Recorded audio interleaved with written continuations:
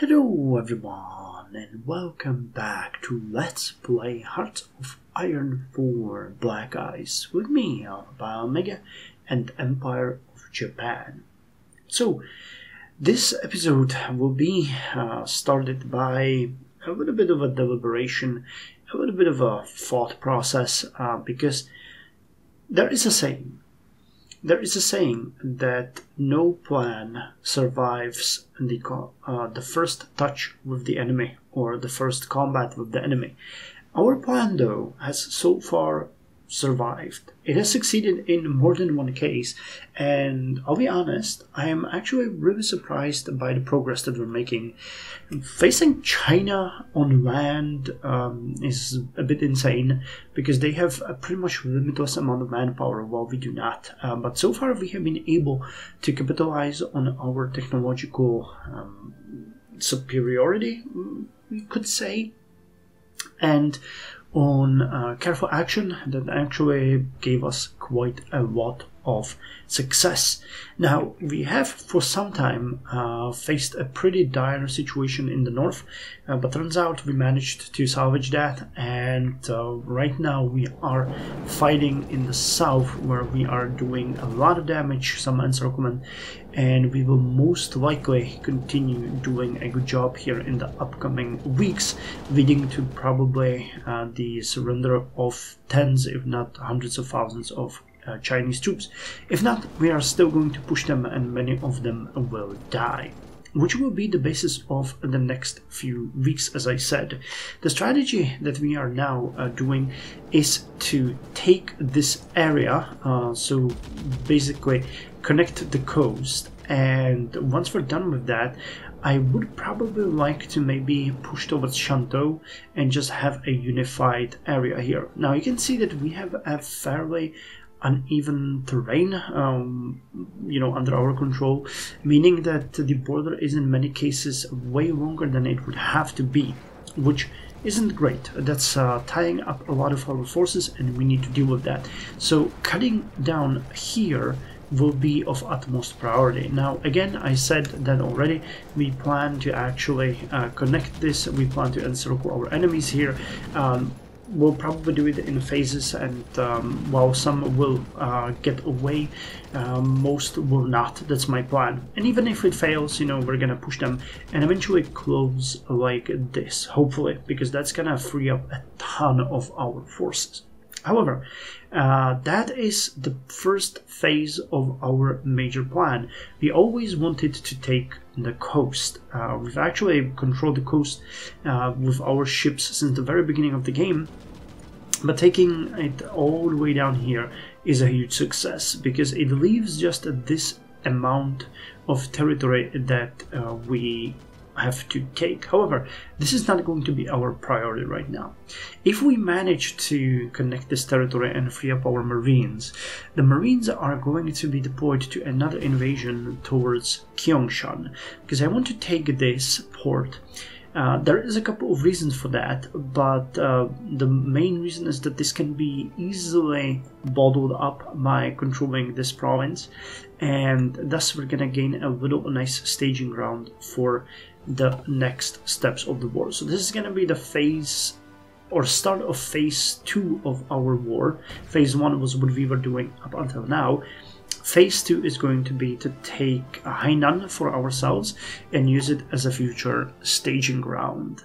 Now, if it works and we have the time, we might even push a bit further, but really, taking Gyeongshan and holding it here is the best thing that can happen. Even though these are plains, well-placed 2 or 3 infantry divisions here can hold this entire area for us secure and tie some enemy divisions over here. Any other, gains here, like I was considering that we could take this entire area all the way to the river, but it would tie up quite a lot of our forces, and we don't have those available right now. So we're gonna just take this area, and though this is going to be the goal of the Marines, I think they can secure it on their own, and we can then send in a couple of divisions that are going to hold this. After that, our main priority will continue with a push deeper into China. While the coast was our priority up till now, pushing deeper into China is going to be the next thing. Because when you look at their industry, you will see that most of it is actually in this area, far away from our current fighting lines. Now, I would really like to take this area as well. That is a part of the plan that we had, but really, most of it is over here. We'll have to move our forces, our air force actually as well. I'll probably find an airfield over here or build one. There's actually one here near Luoyang that I plan to take, and we're going to start bombing campaigns in these areas because we need to destroy as many of their factories as possible. Now, the push deeper into the Chinese territory will have a couple of phases. Now, when you look at the supply hubs, there are a couple very close to us. There is one here in Wuhan. We want to wait. Hold on, let me get rid of this. We want to take that one because it is a really nice staging ground for us, and it will allow our troops to threaten Changsha and Hangzhou eventually. And there is another one over here in Chang'an, and then another one over here, so we can move through this territory, taking it. This brings us again to the fabled city of Luoyang, which we need to take and encircle, which I believe has a really nice airfield as well. So these are going to be the routes that we are going to be taking.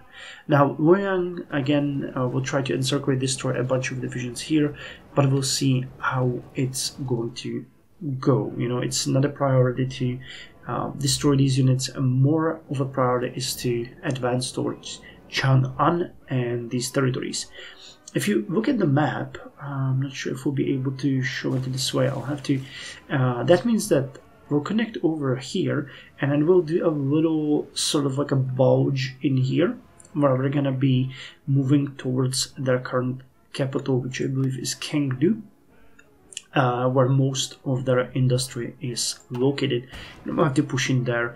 Most of these territories are forested or hilly, which isn't really too bad for our tanks.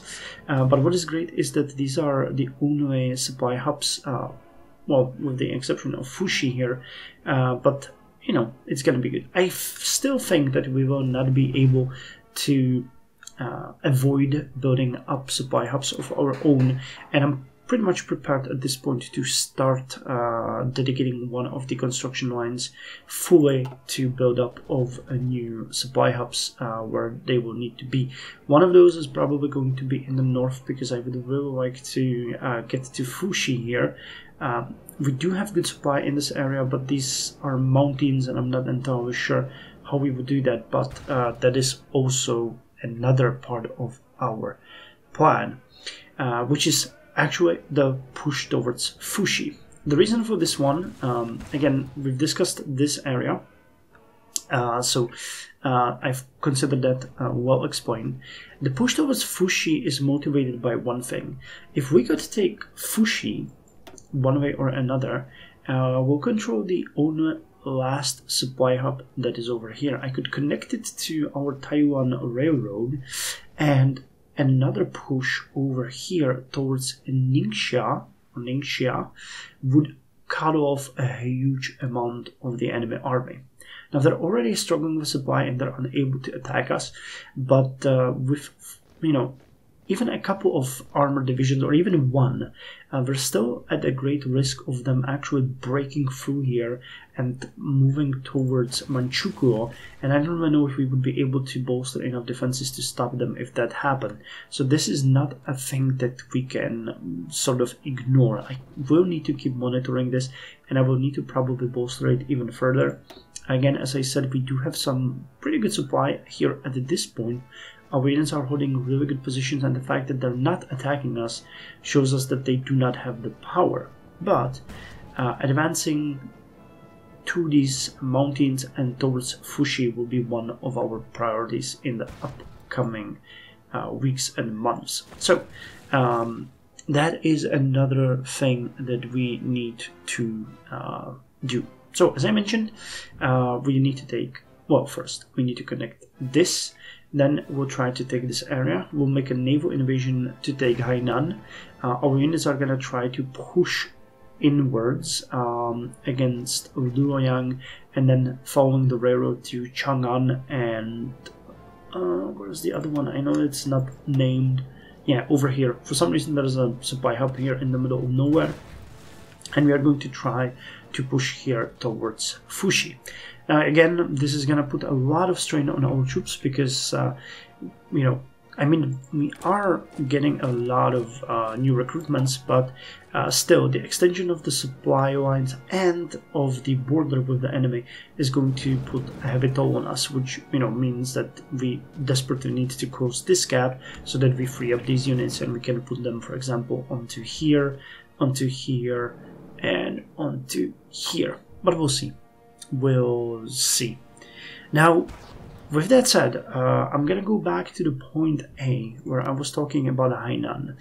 I mentioned that it's gonna be a good staging ground for us, and that is actually very much true, because we have to start preparing for an invasion of the French Indochina and of the Philippines, which is something that is gonna bring a lot of trouble to us, but on the other hand, it's also going to bring us a lot of benefits. Now, once we take Hainan, we'll keep the Marines, we might use them to do a couple of fightings. They're the best candidates actually for the attack towards Fushi here, to cross these main rivers when we won't have any more major naval invasions for them to do. But later on they will be put back to Hainan, and they will execute a naval invasion towards Haiphong and Hanoi. Now, this area is surrounded by allies of Yunnan and Burma, and when we think about it, we're also already surrounded by Yunnan and some other areas here, like the Guangxi Creek. So while we need to take Hanoi because it's going to be the main supply route for us, there's most likely not going to be much of a situation here that would require us to hold or advance towards these mountains, because it would extend our line extremely far. What I'm thinking is we will hold Haiphong, Hanoi, and Vientiane line here with a bunch of divisions, and we'll use our Marines to advance southwards towards Saigon and taking all of this territory, because the south is actually detached from any possible reinforcements. There's no land routes that could supply them, so once we take it, it is ours if we control the sea, that is. And also most of the resources are located in this area. Some are in the north, which is true, but I don't know if we'll have enough forces in the beginning to take that. Eventually, of course, it would be good to take the entirety of French Indochina. There are some mountains and hills in the north and jungles which we might want to take. But again, this is a much longer border which will be much harder to defend. So for the beginning, Haiphong, Hanoi, Vientiane line, and moving southwards and taking the rest of Indochina. With that, we are brought to actually at the point that we need to start recruitment of light divisions here. Now, the Keihohei, as I named them, will be changed in the future. They will get the commando guys, or the commando regiments that we discussed before, and because we're going to be fighting in the north in the mountains, we also need to make a priority of not only getting the where are they? Here, the commando teams, but we also need to get the mountain warfare units. So it's actually changing a bit our priorities. We'll need to get these researched as fast as possible, and I'm going to start working on them. Probably also with mountain infantry 2. Mountain infantry 3 is a bit too far, but yeah, definitely mountain warfare equipment 1 and 2. Paratrooper equipment, which will be just the commando teams, and then mountain infantry 2. For now, though, it means that we are going to start training 2 divisions of the Keihohei, and we're also going to train 2 units of Jidosha Shindan, We do not have enough transport trucks for them and infantry equipment, but I'll still put them there. They will eventually get it, and we'll keep recruiting the Keihohei and 1938 Hohei Shidan in the future, alternating. I'm gonna add one here, one here, one here, one here, and so on, because we really need to build an actual specialized army, not only for the war in French Indochina, but also for the Philippines. As I mentioned, the Marines will work closely with the light infantry on these campaigns, while the mountaineers that we aforementioned are going to be sent definitely to the north to fight in these mountains and get that territory. Later on, they might probably move to Yunnan. I think that, yeah, that's Yunnan, because there's a lot of mountains and hills here as well, if we actually achieve our goals over here. Okay, well, that's a lot of talk. I'm looking at the clock already, 15 minutes have passed, but I want to explain this because it's going to be a big shift in our strategy. There's also one big major thing that I want to mention here. When you look at our manpower, and that actually comes with the fact that we started recruiting, and that made me realize that we actually are now at low manpower. We have only less than 600,000 men, and probably if we, before we deplete it, it's gonna be 600,000 because we're getting 1,500 every month to recruit. While China and our enemies of the allies will not have a manpower issue.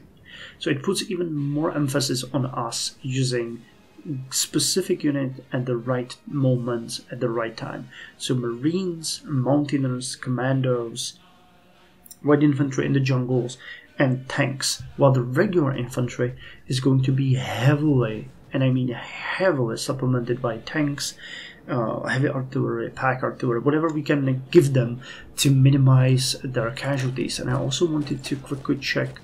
Okay, we got motorized hospitals. Okay, that's good. Keihohei they have regular hospitals, so this needs to change, because this gives us a trickle back of extra 4%. And it requires only 20 extra light vehicles. Yeah, the trickle back is increasing from 16 to 20%. So this needs to be changed. I didn't actually realize that our cavalry has no hospitals. Okay, that is an issue. So if we gave you the field hospitals, what would that mean? You would require 200 additional light vehicles. We have 413. 4,000 manpower, 300 additional support equipment. Okay, let's do that. We really need it everywhere where we can. Jido Shishidan actually have it. Shincharyodan have it.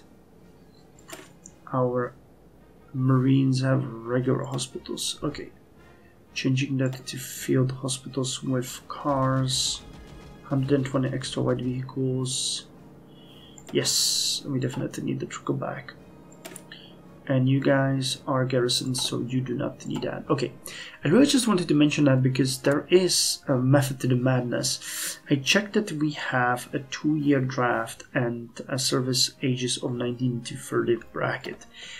We can easily increase this to 18 to 40 without feeling too much of a pressure. It lowers the recovery by 8%. We get a lowered stability of 0.1, we get lower mobilization speed, and a bit of political power gain. It starts getting nasty on the 18 to 45 and subsequent slots, but this would give us additional 0.9% of recruitable population, and we can even enlarge that if we go with something like a 3-year or expanded draft, which would heavily impact our industry. We would lose about 7% of factory and dockyard output. We would lose a bit of weekly war support, political power gain. But again, it's a 20% extra I calculated that it gives us at least another 1 million men. So we're looking potentially at about 1.6 million in manpower pool, and if we enlarge our territory significantly, we're also going to get quite a lot from the eligible non-core population, but we don't have much more than that, so we have to keep thinking about it, because once we deplete it, we're done. We're done. This happened to me twice or 3 times before in the Grand War mod, and you're done. Like once your soldiers are no longer flocking to the field, or your manpower is no longer flocking to the field, you would be surprised how quickly your units deplete. Now again, we are doing an amazing job. In the 4 years of war, we have lost, well, okay, 3.5 years. We lost only 100,000 men, while there was 2 million. But again, I wouldn't be surprised if the United States eventually threw something like 2 million troops at us, which is the size of the army that was supposed to invade Japan proper at the end of World War II, not to mention Soviet Union. So yeah, we have to be careful about that, because it really isn't something to take lightly. Okay, and while we're at it, I also investigated the state of our Navy. There is a lot of things to be said about the Navy. I've looked at it actually quite deeply. So let me just go through it quickly. I guess we're not going to do anything in this episode other than talk. But again, this is a major shift in our strategy, and it needs to be said. So, first of all, I looked at our carriers. We got 3 regular carriers that are all on the primary fleet on the first Kantai, and then we have a couple on each on the second and third fleet. Now, what this is basically 3 regular carriers and 4 light carriers. Now, the Zuhos that you can see here can be upgraded easily. That's the same class. Here we have Ryujo and Hosho, and here we have the Akagi and Kaga. Ryujo and Hosho and Akagi and Kaga have the same type and can be upgraded together. Where they differ is in the armor layout and design and engine. So when we design one upgrade, we'll have to duplicate it and change the setup to fit the other ship. Same with the Ryujo Hosho, but it can be done. With the Zuiho classes, it is much easier. We also have 4 more carriers in construction. 2 of them will come in 1941. It's the 2 of the Soryu class carriers, which is the 3rd carrier that I haven't mentioned here, the regular one. So we'll have 3 Soryu class regular carriers, and we're building 2 more of the, what are they called, the Shinano class. So what we'll do with them is that we'll have to prioritize some of the refits. Right now, I think the Akagi and Kaga are going to be our priority. But I've also looked at the battleships when I was looking at the carriers, because I consider them one and the same thing. I mean, I do understand, you know, carriers, airplanes, heavy ships like battleships and battlecruisers, guns, but they are in the same category of importance for me. As far as our battleships and battlecruisers go, we got 4 battleships of the Issei Fuso class, same thing as the Ryujo Hosho. Then we get 2 Nagato class battleships, which are actually our strongest, or have the potential to be our strongest. And then we have 4 Kongo class battleships, but those have already been upgraded at this point. So when I talk about, and you know, we're planning to build 2 Yamatos, but that's too far in the future. So when I think about how we're going to upgrade these, the thing that I want to do as a priority is actually upgrading Nagato class battleships first, because they have extremely weak anti-air suit. They have the potential to greatly increase their light and heavy attack, and they need better damage control to increase their reliability and performance. So that's gonna be the first thing that we're gonna do. After that, I plan to upgrade the Akagi Kaga one, then the Zuihos, then the Hosho Ryujo, and then Soryus. They might be ready by that time. And last but not least, the Ise Fuso battleships, which are over here. Again, they're the same one. The difference is in the armor suit and engines. When it comes to other ships, it's not great. I checked the cruisers as well. Get that. We got 5 Tone class cruisers with 4 more coming. We got 4 Takaos, 4 Mogamis, 4 Miyokos, 2 Aobas, and 2 Furutakas. It's a mess, but Tones will be probably our priority. I also kind of messed up because when you look at the Tone class cruisers, 2 of them can be already upgraded to the regular Tone that we're using right now. But this refit is actually really expensive. I'm not sure what I changed. I might have changed the subdivisions or something. But there is a difference between them. Subdivision 2 long range 15,003. And these ones would have what? Yeah, the subdivision's 4. So that's the main difference. I mean, it is still doable if we wanted to upgrade. Wait, was that the 1 or 2? Oh, that was the 1. Okay, so you guys are kind of screwed because you were built by the old design. I didn't realize that you were in production when I was running the upgrade, and changing your subdivision now is just unbelievable expensive. So we might probably never upgrade you, or we'll duplicate and we'll call you like experimental Tone class. Then we're gonna upgrade the Takaos, the Mogamis, the Miyokos. I'm just gonna go by size of the fleet that we have, but yeah, it is a mess. It's not better when we look at the light cruisers. We actually have 5 Kuma class light cruisers, 3 Old Sendais, 2 Tenryus, 2 Chikumas, and 1 Yubari. And the Yubari, I don't even know where. Oh, here it is the only improved light cruiser. Otherwise, we have all early ones, which puts more stress on the fact that we really desperately need more light cruisers because we're just outclassed when it comes to light cruisers.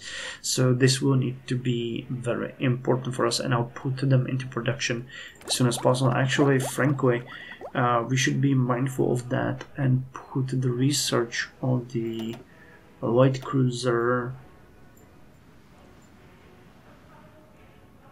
We could get the advanced cruiser and just make light cruisers with this template.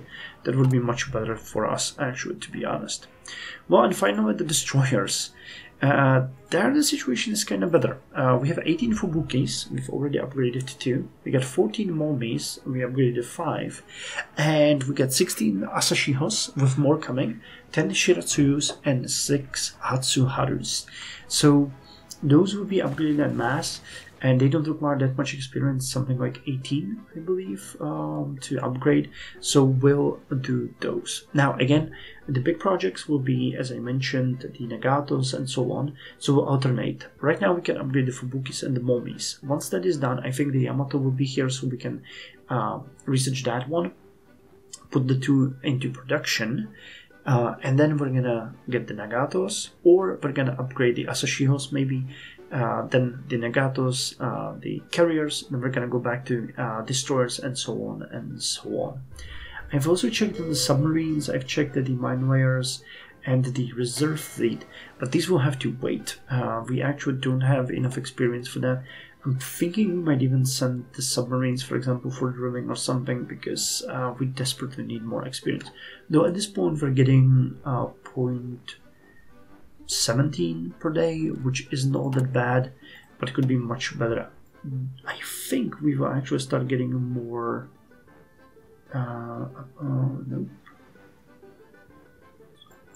Nope, Naval Research Institute. Okay, that one's gonna help, but control the northern area, yeah. Northern expansion, peace in the north. I thought something gave us. Okay, you give us 25 naval experience and you give us 25 naval experience, so we can make this a priority.